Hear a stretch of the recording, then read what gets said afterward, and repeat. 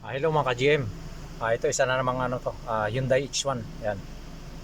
Bali ang gagawin natin dito, lilinisan natin yung kanyang easy filter, no? Yung kanyang cabin air filter yan, no? Isang Hyundai H1. So ang kanyang cabin air filter ay nandito lang sa passenger side sa harapan. Dito sa kanyang glow box dito. Bubuksan lang po natin ito.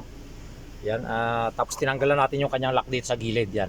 Dito sa gilid yan, kabilang gilid.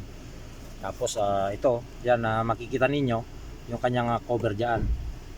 So ngayon, tatanggalin lang natin dito yung kanyang lock. Papaikuti lang natin 'to. Tapos tong kanyang pinaktakip, no? Ito. Tinanggal natin. Tapos kung makikita po ninyo, ito siya mga ka-GM. Dalawa yan, dalawa yung kanyang cabin air filter nito, no? Ito yung isa. Pugutin natin, ito yung hawakan lang natin.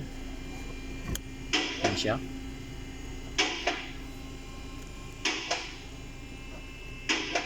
Medyo malikabok na kasi siya, kaya kailangan nating linisan, no? Tapos ito yung isa, i-slide lang natin na ganon para madukot natin yan.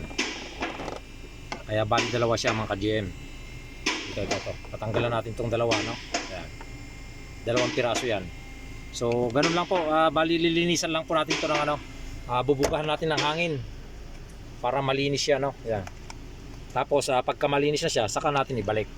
So like and share po yung ating mga videos.